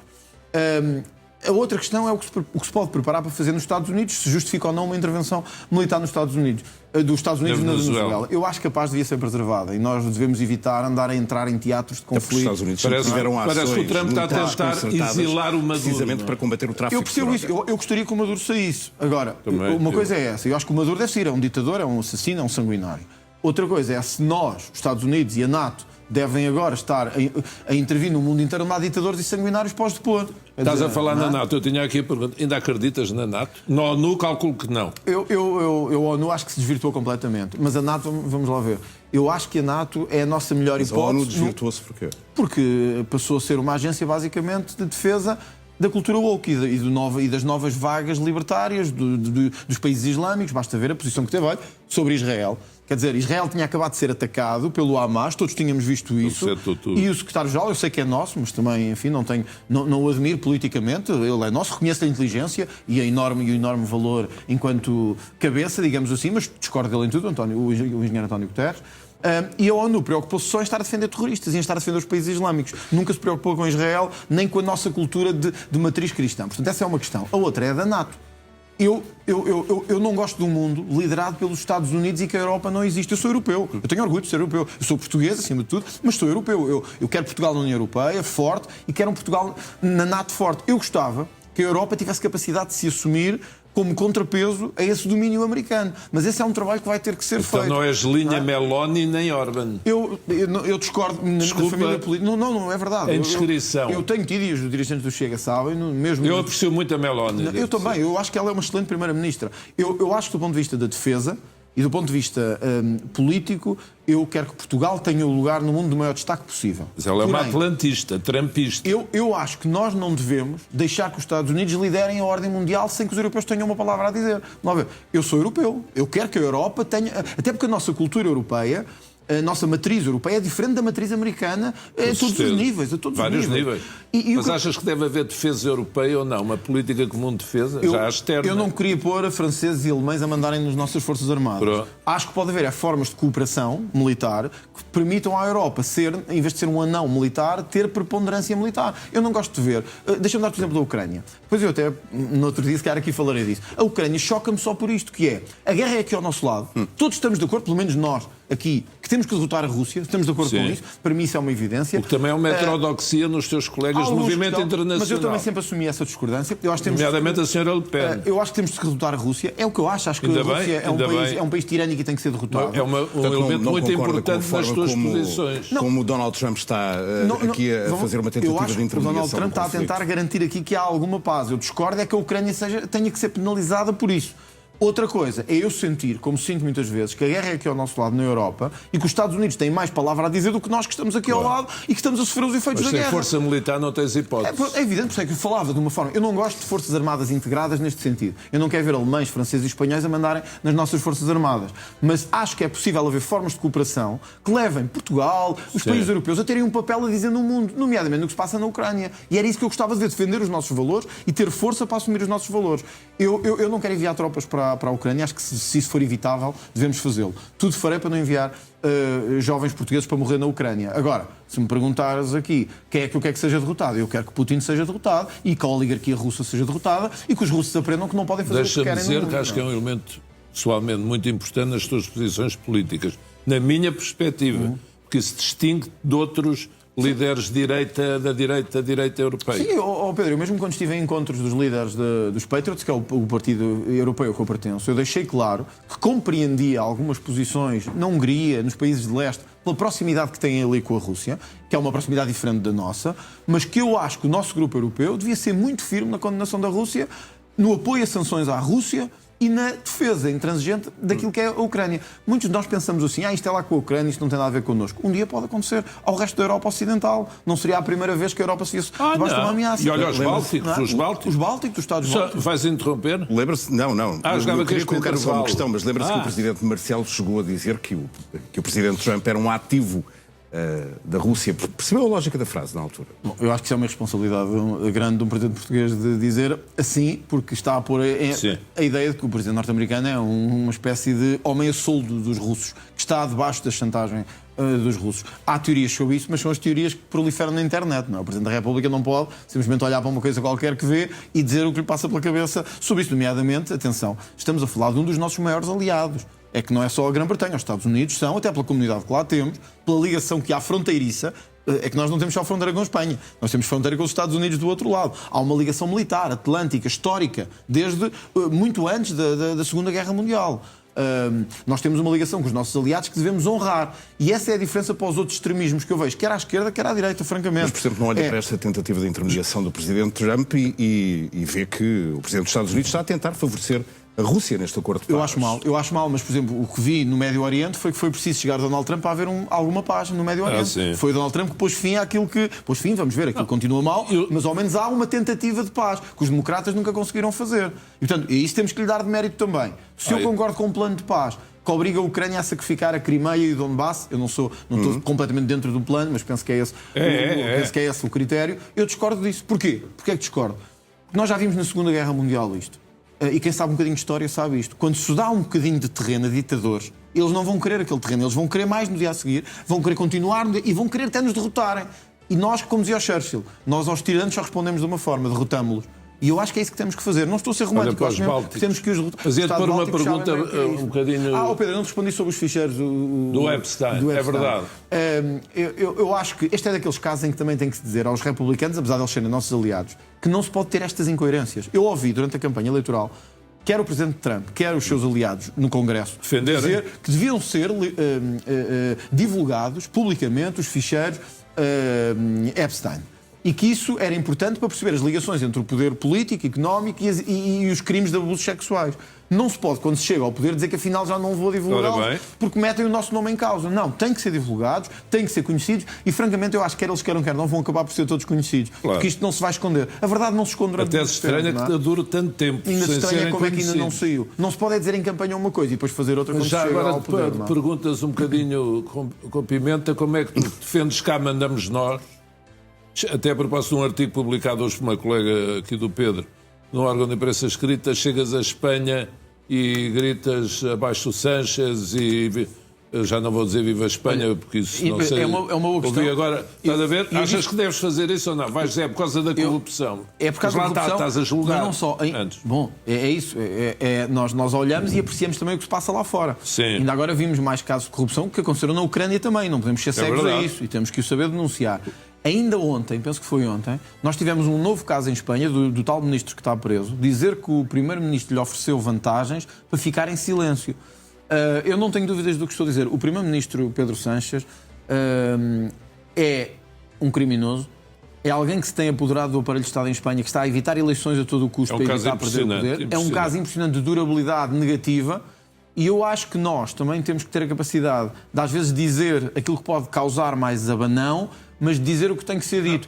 E eu lembro-me... Eu não sei se o tenhas... Olha, o Milei disse pior. O Milei disse muito pior. Eu estive nesse evento em que o Milei também esteve e posso dizer uma coisa. Quando eu disse que o Sánchez devia acabar na prisão, levantou-se um público enorme, gigantesco, que gostava de ouvir isto mais vezes. Mas se o André Ventura for eleito, a pós institucional terá de ser obrigatoriamente outra, ou não? A relação entre Estados é diferente da relação entre pessoas. O Estado português manterá as relações que tem que ter com todos os povos, nomeadamente com o Brasil. Se a pergunta é essa... Eu deixarei de pensar que o Lula é um corrupto se eu for eleito Presidente da República. Não, vou pensar exatamente o mesmo. Penso que ele saberá aquilo que eu penso e se for eleito Presidente ele saberá que é isso que eu penso dele. Isso não meterá em causa as empresas portuguesas que estão no Brasil, as pessoas que estão no Brasil e os muitos brasileiros que estão cá também. Eu não vou perseguir brasileiros por causa do Lula. Eles não têm culpa. Aliás, muitos deles vieram para cá por causa do Lula e da desastre económico. E aceitarias um convite oficial dele para visitar o Brasil ou farias tu um convite? Gostar-me. Se a política externa o aconselhar? Se tivéssemos que ter uma cimeira, falo-ia, porque a vida política é mesmo assim. Mas eu gostar-me-ia muito. Eu lembro-me quando o rei de Espanha, que enfim agora também está um pouco em desgraça, mas a vida é o que é, se encontrou com o Chávez numa cimeira ibero-americana e o Chávez começou a insultar a Espanha, o rei não fez o mesmo com o nosso presidente, não ficou calado. Disse-lhe, porquê é que não te calas? E depois levantou-se... Todos lembramos dessa frase. Mas estás a ver, quer dizer, teve a capacidade de o enfrentar e defender o seu país. É esse tipo de presidente que eu vou ser. Vou defender Portugal e se for preciso às vezes chegar, digamos assim, a vias mais duras com os outros. Também não podemos agachar. Onde é que fará a primeira visita oficial se for eleito Presidente? Bom, eu já disse que acho que é o Vaticano pela minha ligação católica e pessoal. Viste onde está hoje o Papa? Acho que era... Não vi. Não tinha visto. Acho que... de defesa da nossa matriz cristã e da nossa cultura cristã, eu respeito todas as religiões. Mas acho que nós temos que dar um sinal ao país. E nas escolas, há bocado estávamos a falar das escolas, hoje sinto que há uma espécie quase de vergonha de assumir a nossa cultura cristã. E eu gostava de ser o Presidente que, respeitando todos, os que são e os que não são, porque eu também já houve uma fase que não fui, eu já me batizei com 14 anos, portanto fui também aquilo que se chama, digamos assim, pagão. durante um tempo, não tinha religião, não fui batizado, fui com 14 anos por escolha minha, hoje sou um cristão convicto, um católico convicto, e gostava que o país assumisse sem vergonha a sua herança e a sua matriz cristã. Isto não é obrigar as pessoas a ser religiosas, é não termos medo nem vergonha da nossa história cristã. Mas há aí também um lado pessoal nessa visita ao Vaticano. Bom, mas seria um lado sempre do Estado português. Eu, se quiser ir ao Vaticano, como já foi, muitas vezes vou eu próprio. Aqui acho que era importante o Estado português dar um sinal ao mundo que a nossa cultura é cristã, que não nos deixaremos condicionar por nenhuma cultura externa, nem deixaremos menorizar a nossa cultura cristã. Dou-te um exemplo só para terminar. Crucifixos nas escolas. A mim não sei porque é que nós temos que estar a tirar os crucifixos das escolas, porque os muçulmanos ficam chateados. Quer dizer, nós somos ou não um país de cultura cristã. Quem vem para cá tem que nos respeitar e tem que respeitar a nossa cultura. Portanto, eu daria um sinal ao mundo que Portugal é cristão, do ponto de vista da cultura, e que temos orgulho nessa cultura cristã. Mas posso só ler um bocadinho uma mensagem que recebi? Diz: boa noite, Sr. Doutor. Não me lembro de ver tantos anúncios na TV, nem no intervalo do Sozinho em Casa, na véspera de Natal, mas está a valer a pena. Há 5 anos fui mandatário financeiro da campanha já está a dizer quem é. De outra pessoa, Okay. Mas agora vou votar. Okay. André Ventura, mande um abraço. Ainda fui aluno dele no doutoramento da Nova. Já agora deixa-me perguntar-lhe, Pedro Santana Lopes, porque programa após programa temos falado sobre isso. Começou por me dizer no meu regresso à informação privilegiada que estava indeciso entre o António José Seguro e o João Coutinho de Figueiredo. Não vai colocar André Ventura nessa equação? A conversa ainda não acabou, mas não é fácil. Não é por estava à espera dos debates, também nestas entrevistas que vai fazer. Sim, o que tenho ouvido aqui dele é muito melhor do que aquilo que ouço nos debates, e acho de facto que é pena. Eu acho que faz falta isto, as pessoas terem tempo para falar livremente daquilo que são e como são. Pedro, isso me permite interromper, só dizer isto, que eu também tenho recebido aqui muitas mensagens a felicitar o programa e a dizer que está a ser incrível. Muitas vezes, eu não estou a dizer, eu também tenho culpa, eu não me estou a fazer de vítima agora, porque eu também tenho um estilo próprio, o Pedro também sabe, de confrontacional. Mas hoje é raro em televisão nós termos tempo e momento de poder dizer o que pensamos. E no meu caso eu sinto isso muitas vezes, sem estar a cada segundo a receber ou provocações ou ataques ou perguntas que não são perguntas, são enviesadas. E isso também muitas vezes dificulta que eu possa esclarecer tudo aquilo que penso. Não me estou a vitimizar, que eu também tenho o meu próprio estilo. Mas muitas vezes, entrevistas que me fazem... Tens muito espaço na televisão, normalmente. Não estou a dizer, e vou. Não há outro político com tanto espaço na televisão como o André. Assumo e vou, porque eu não me escondo. Mas muitas vezes, muitas das entrevistas que me fazem não são entrevistas. Não, há uma coisa que é verdade. Se as pessoas embirram contigo à partida, a conversa não é livre. Claro, é evidente. E essa é a diferença de hoje. Numa conversa aberta e franca, que eu espero que as pessoas decidem se é isso que querem. O que me disseste agora, por exemplo, do Putin, que eu já sabia, em princípio, a tua posição. Mas a maneira como o disseste é muito importante, porque é uma questão central no nosso mundo hoje em dia. A posição face à Europa, o que disseste do Trump dos arquivos Epstein, são questões de princípios e valores, da coerência. Portanto, e eu disse sempre uma coisa do Chega, que não deixo de ressalvar, concretamente do André Ventura, ainda no discurso do 25 de novembro, o ouvi várias vezes dizer coisas do estilo, porque nós, democratas, não podemos consentir, nunca ouvi repudiar a democracia como uma forma que ele defende o governo, ou ter qualquer estilo de palavra. E quando as pessoas dizem, a extrema-direita, não é extrema-direita, é um partido, pode ser muito direita, mas está dentro da democracia como tal deve ser tratado. É por isso que fui às jornadas parlamentares do Chega, para além da consideração pessoal, porque para mim o Chega... Agora, tu, acho que também tens responsabilidade nisso, no extremar de posições com o PSD e com a AD. E no estilo confrontacional. Mas... E há pessoas que têm pena disso. Aliás, outra mensagem que eu tinha aqui era: gostavas de ser Presidente da República de um governo do Pedro Passos Coelho? Com o Pedro Passos Coelho? Gostava. Acho que... Engraçado.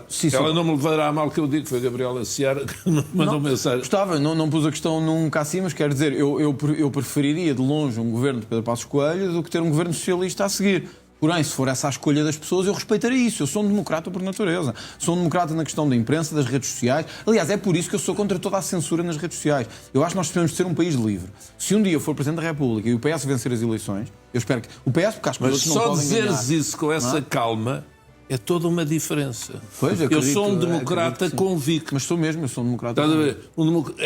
É toda uma diferença que eu acho que sim, sinceramente nunca duvidei, mesmo na discordância de... Eu cresci politicamente e publicamente, aliás, aqui nesta casa também, eu cresci no debate, no confronto de ideias. Eu nunca imaginei um país em que não se pudesse debater ideias livremente, em que não se pudesse discutir. Eu fiz-me assim, como político e como homem. Sim, por isso, eu sou um democrata por natureza. Olhando para o último debate das presidenciais que teve, não foi excessivo. Reconheço que houve excessos, sim. Reconheço que houve excessos de parte a parte. Olha, o Pedro sabe...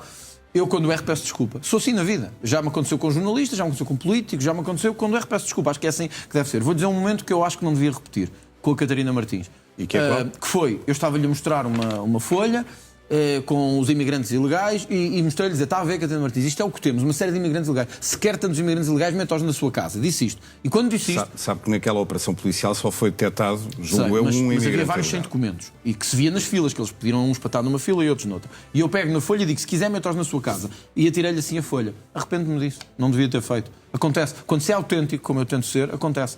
E quando se quer muito afirmar os valores, às vezes há excessos. Mas eu prefiro esses do que aqueles que dizem sempre a mesma coisa. Do que aqueles que estão sempre há 50 anos a dizer o mesmo. Portanto, se me perguntar, também há alguma parte sua neste tipo confrontacional? Claro que sim, e eu cometo excessos. Mas também, francamente, acho que talvez seja o político nos últimos anos em que mais me convidam para entrevistas, mas não são, na verdade, entrevistas. São armadilhas ou provocações. E eu vou, também é verdade. E algumas pessoas me dizem que eu não devia ir. Mas eu sou de dar a cara e sou de debater, e sou de democracia e não sou de fugir. E por isso, respondendo, eu sou mesmo um democrata por natureza. Eu não imagino viver num país que não seja livre na imprensa, na justiça, na política. Quando me deixarem de gostar de mim, do Chega, não votam e eu vou embora. E volto à minha vida. Posso uma pergunta a esse propósito? Tu mudaste a ser jornalista... Não, foi outro artigo ontem, julgo que era de Pedro Adão e Silva. Julgo. Tu mudaste, é legítimo, eu já mudei de posição em várias coisas, todos nós, de posição em relação às redes sociais. Hoje em dia usas muito. Eu também sou frequentador do TikTok, portanto vejo-te por lá e aos que te seguem. Mas... defendes a proibição dos perfis falsos, por exemplo? Bom, se houver uma operação montada, digamos assim, Eu defendo. Estou já a dizer, mas interessa é a tua opinião aqui, não a minha. Francamente, o que eu acho é perigoso. Eu sinto que hoje há uma tentativa de controlar as redes sociais que não se consegue controlá-las na narrativa dominante. E, portanto, quando não conseguimos controlar uma coisa, tentamos fechá-la e silenciá-la. Olha, a mim varreram umas redes todas antes das eleições. Já me aconteceu, quer no X, quer no Instagram, várias vezes ficar bloqueado por vídeos que não cumprem, segundo eles, as regras da comunidade.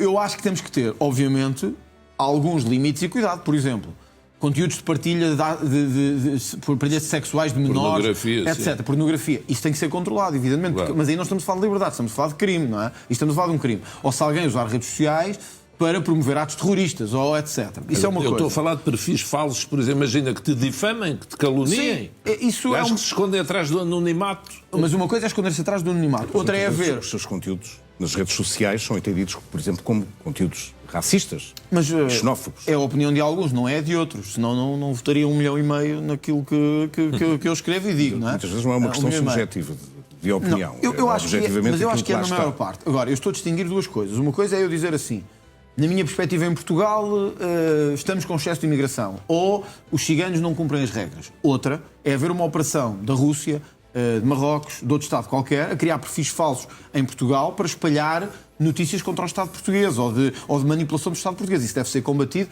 e deve ser banido. Se houver operações como há divulgação de conteúdos pornográficos de menores, isso tem que ser proibido, sejam perfis falsos ou não sejam. Claro. Agora, isso é crime. Eu tenho a maior relutância do mundo em regular do ponto de vista de restringir as redes sociais, porque eu já sei onde é que vamos acabar. Vamos acabar com uma comissão qualquer do Parlamento a dizer o que é que nós podemos escrever e o que é que nós não podemos escrever. Pedro, deixa-me dar-te este exemplo. Mas caminhamos para esse mundo. Essa é a questão principal que eu te queria pôr. E essa o que é que pensas da moeda digital? Eu acho que nós não devemos perder o dinheiro físico, porque é uma questão de liberdade. Mas acho que a moeda digital vamos ser controlados. É o que eu estou a dizer. A moeda digital é mais um fenómeno para nos controlar, para saberem todos os movimentos que fazemos, desde que acordamos até que nos deitamos. E como é que o debate às presidenciais não mexem nisso? Não falam nisso? Se vier, eu estarei para isso, porque eu defendo que as pessoas não devem perder o dinheiro físico. O Coutinho tem falado mais que tu nisso. Redes sociais antes dos 16 anos, sim ou não? Vamos lá ver. E já agora telemóveis nas escolas. Então, mas vamos por partes para eu conseguir responder. Mas para juntar.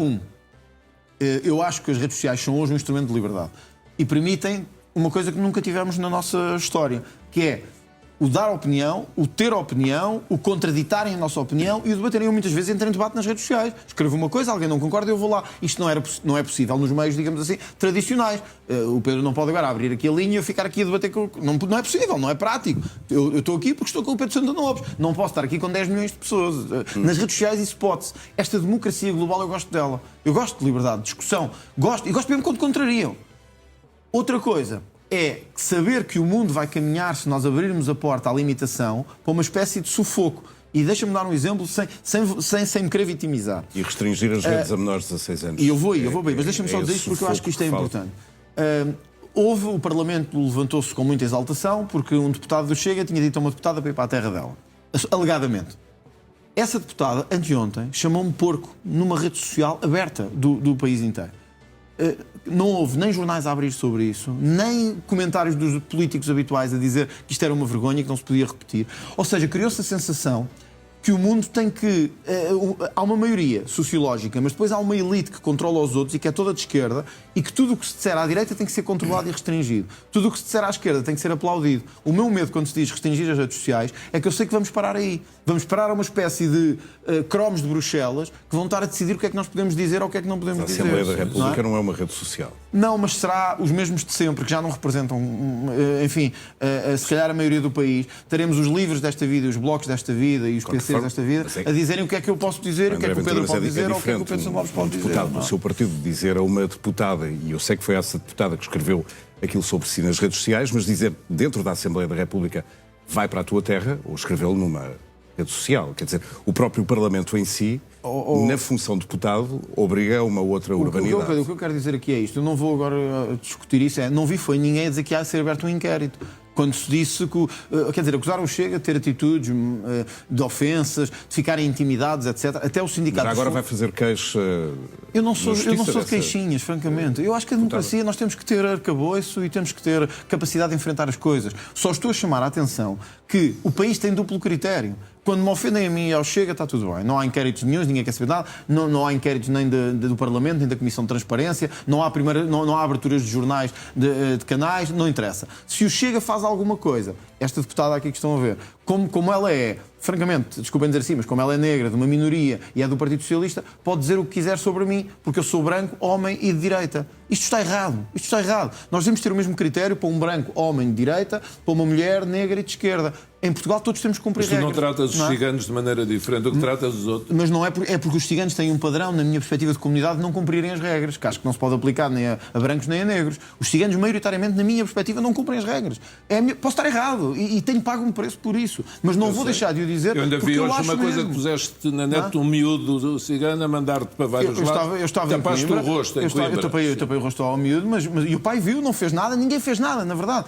E pronto, mas não quero deixar de dizer isso, que tu também há pessoas que tratas de maneira diferente. Pedro, eu acho mesmo, e não vou dizer aqui diferente, que os ciganos em Portugal sentem-se uma cultura privilegiada, acima das leis e que não têm que as cumprir. Posso estar errado e pago um preço por isso. Eu não conheço muitos que se integram e não conheço muitos que cumprem as leis e também acho que a maior parte desrespeita a lei propositadamente no sentido que acham que não têm que a cumprir. Os casamentos de menores, a forma como tratam as mulheres, a relação de subsídio à dependência. Eu acho que temos que pôr um fim a isto. Ora, isto não se aplica, em geral, a brancos e negros. Quer dizer, há muitos negros, a maior parte, a grande maioria, sejam portugueses ou não portugueses, trabalham, integram-se, são pessoas que cumprem as regras. Os brancos, a mesma coisa. O que me dá a sensação, o que eu dei este exemplo, é que como ela, neste caso em concreto a deputada, é negra, mulher e socialista, ninguém teve coragem de dizer nada. Pode-me chamar porco, pode-me ofender, ninguém quer saber.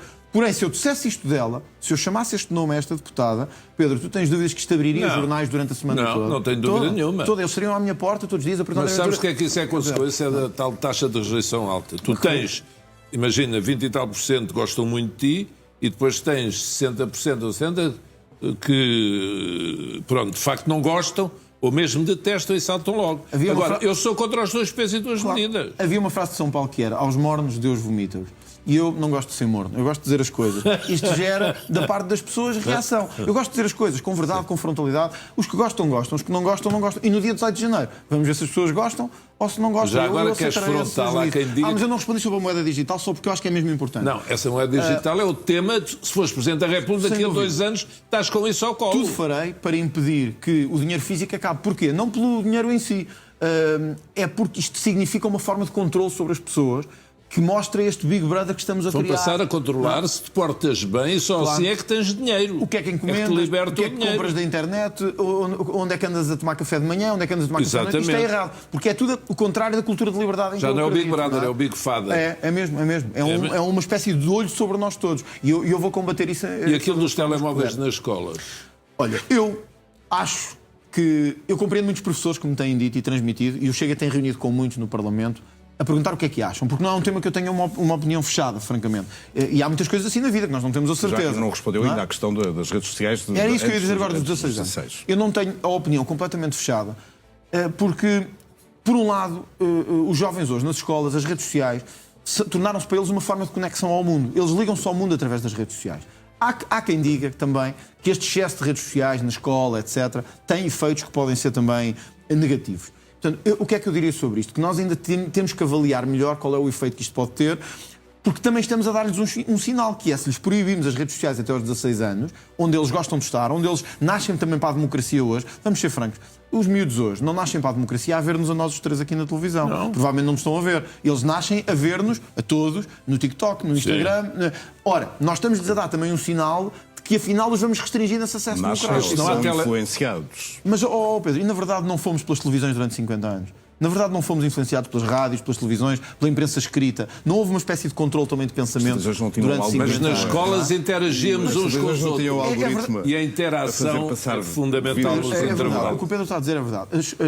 As televisões não tinham algoritmo, mas enquanto houve só RTP, por exemplo, não havia algoritmo, mas havia mão pesada da esquerda para tudo o que fugisse à esquerda, não era algoritmo. E depois, quando nasceram algumas televisões privadas, continuaram debaixo do domínio na narrativa. Eu não sei o que é pior, se é o algoritmo ou se é o domínio de 3 ou 4 pessoas que havia em Portugal de quem podia dizer o quê. Isso também era negativo. Portanto, quando se defende a liberdade, temos que ser consequentes. Eu vejo muita esquerda dizer assim. Eu sou pela liberdade. Discordar com o André Ventura, mas isso não é verdade.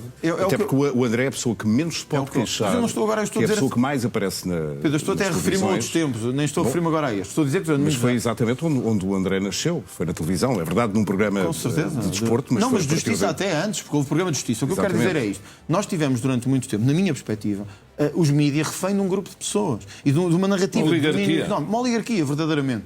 E isso não era algoritmo, mas era poder económico e poder real sobre as pessoas. Só passava o que queriam. Aliás, até haver o primeiro canal privado, a RTP tinha mão pesada do Estado e só passavam o que queriam. Na verdade, portanto, todos sabemos isso. Hoje, eu vejo muita gente de esquerda dizer assim, liberdade, liberdade, liberdade. Quando as redes sociais começam a ter a tal liberdade, querem cortá-la porque perderam o domínio da narrativa. Porque hoje vai-se ver, o André Ventura tem 2 milhões ou 3 de seguidores e a Maria da Mortágua tem 200 mil. Então não gostam disso. O que é que querem fazer? Combater democraticamente? Não, querem proibir. Isso é errado. Nós devemos há uma coisa que estás a fazer. Estás a trabalhar muito mais que os outros nisso. Mas agora estás, embora com os tais números que eu disse há pouco, na moda de cima, digamos assim. Mas comunicacional. Quando não tiver... Com certeza. Mas eu sou a favor disso. Mas é mesmo assim. Eu tive de fazer blogs e mais não sei o quê para penetrar porque fechavam. Então depois perder eleições. Se nós defendemos mesmo a liberdade a sério, um dos espaços onde eu tenho liberdade entre mim e os meus apoiantes e os que me seguem é escrever o que penso. Eles dizem-me o que pensam, sem filtros, ali diretamente. Isto é a liberdade. Eu vou aos particulares lá contrariar, discordar. Acontece muitas vezes. O André Ventura ser um frontal democrata, como diz que é, e defender a liberdade de forma séria, uma pessoa assim não diz que são necessários 3 Salazares agora para vir aqui tomar conta do país como deve ser. Mas deixa-me só responder a isto. Eu acho que toda a gente percebeu o que é que eu queria dizer. Quando eu nasci, o Salazar já tinha morrido. Há muitos anos. O Salazar, se não me engano, morreu em 1970. Eu sou de 83. Quando eu nasci, o Salazar já tinha morrido. Não há em mim uma espécie de saudosismo. Acho que foi uma mensagem que toda a gente compreendeu. É que é preciso pôr o país na ordem. Os 3 Salazares é uma coisa que se ouve até muito, pessoas mais velhas, mais novas. A minha avó era socialista e dizia isto. Dizia, é preciso, isto já só lá vai com 3 Salazares. E era socialista. E dizia isto. Portanto, o que eu quero dizer é que toda a gente compreendeu o que é que se quer dizer. Nós qualquer dia não podemos dizer tu tens paciência de chinês, porque isso vai ofender os chineses. Quer dizer, nós temos também que nos deixar... São coisas acho que toda a gente compreendeu o que eu quero dizer e devo dizer francamente, acho que não perdi um voto por ter dito que era um retiro no final desta conversa é o seguinte: qual seria o André Ventura com mais votos? Aquele que vemos todos os dias ou que ouvimos aqui hoje? Fica a pensar para mim próprio, não estou a dizer que são incoerentes. Sim, são estilos diferentes. Nós temos de terminar, ainda temos as luas e as canções que vocês escolheram. Deixa-me só dizer isto, se eu tivesse a sorte ou o privilégio de ter as entrevistas que me fazem como tive aqui hoje, certamente que o país seria mais esclarecido também. Já agora, e para terminarmos, eu queria colocar uma questão, porque hoje o jornalista, é diretor também da SIC e do Expresso, Martim Silva, escreve um artigo muito curioso sobre aquela que pode ser uma discussão central das redações como esta e como as outras no final deste ano, quando tiverem de escolher os factos e as figuras de 2025. E o que ele diz é que, provavelmente, um dos nomes mais citados será o seu, André Ventura. Surpreendê-lo-ia ser o escolhido como a figura de 2025 por muitas das redações? Não vivo à volta disso, francamente. Não vivo à volta disso. É-me indiferente para as redações ser a figura do ano ou não ser a figura do ano. Eu quero ser a figura do ano para os portugueses. É isso que eu quero. Eu não estou a desvalorizar nada.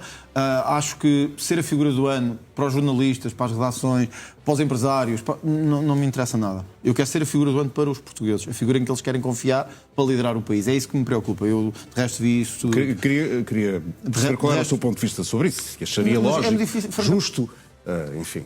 Não me tenho nessa condição de me achar que as redações devem achar que eu sou mais importante do que eu. Não me tenho, sinceramente. Uma das virtudes do cristianismo que eu tento ter, embora às vezes também falhe, francamente, é ter a humildade de me posicionar no meu lugar. Quem se exalta será humilhado. Exatamente. Os humildes serão exaltados. E eu procuro ter essa humildade. Para quem eu quero ser a figura do ano é para os portugueses, não é para... Figura do ano no sentido de me escolherem como figura para liderar o país. Não estou preocupado se sou uma figura querida dos jornalistas. Deixa-me dizer uma coisa antes das luas e companhia. Deixa-me dizer...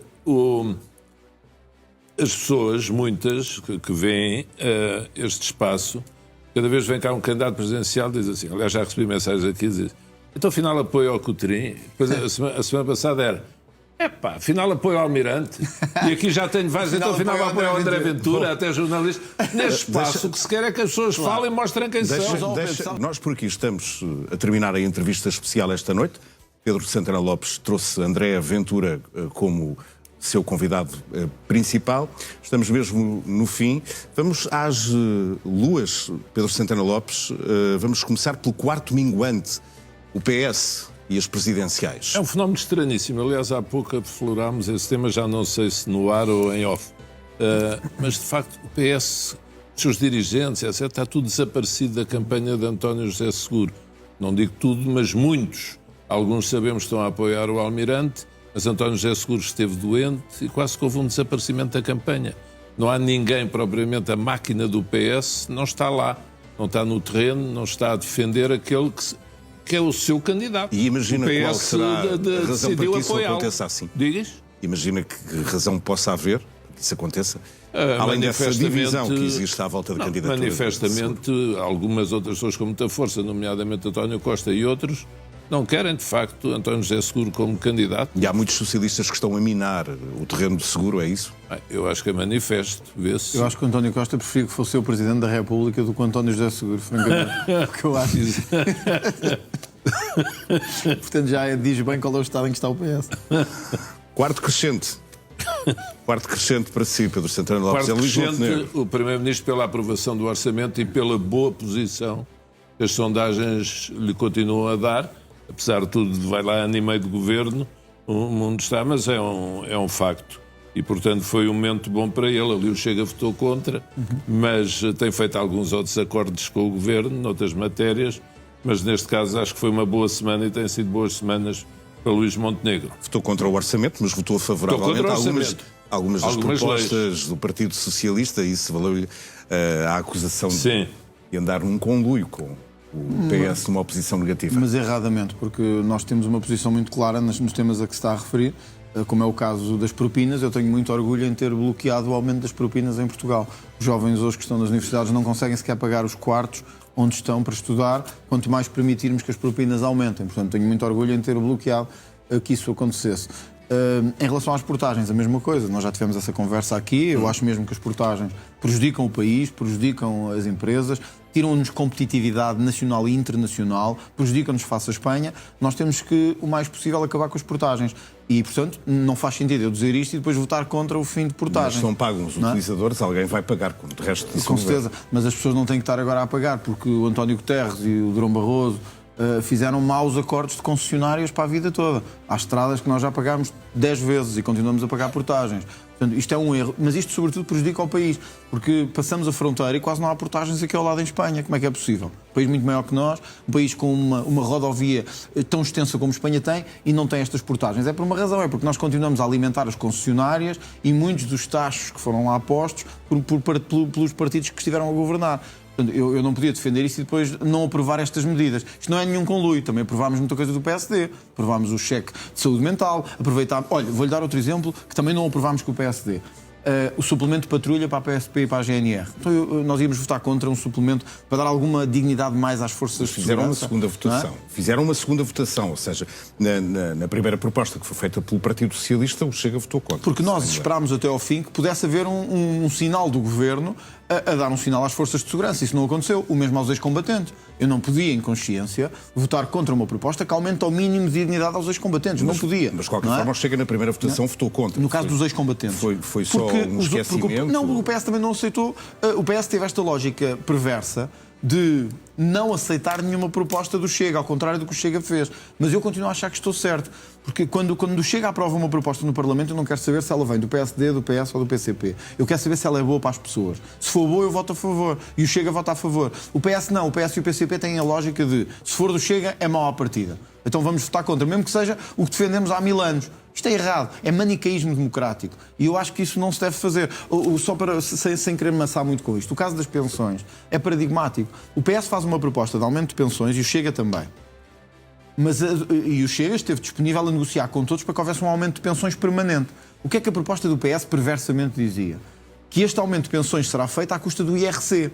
Que o PS está contra, sabendo que o Chega nunca poderia, depois de ter defendido toda a vida uma descida de impostos das empresas, permitir que o aumento de pensões se fizesse à custa da não descida do IRC, num país em que as empresas já têm das maiores cargas fiscais da OCDE. E, portanto, o PS... Mas nessa proposta não havia uma balança de considerar que o aumento das pensões seria mais importante até do que a baixa do IRC? Era uma provocação e uma perversidade. E nós não podemos alinhar nisto. Nós temos que distinguir as coisas, não é? Assim, a proposta feita pelo PS assim vai ser chumbada. Aliás, porque o PS teve a possibilidade de votar a do Chega favoravelmente, que era um aumento de pensões dentro da margem orçamental, e não o fez. Porque o PS não está interessado em resolver a vida das pessoas. Está interessado em fazer política e isso baixa.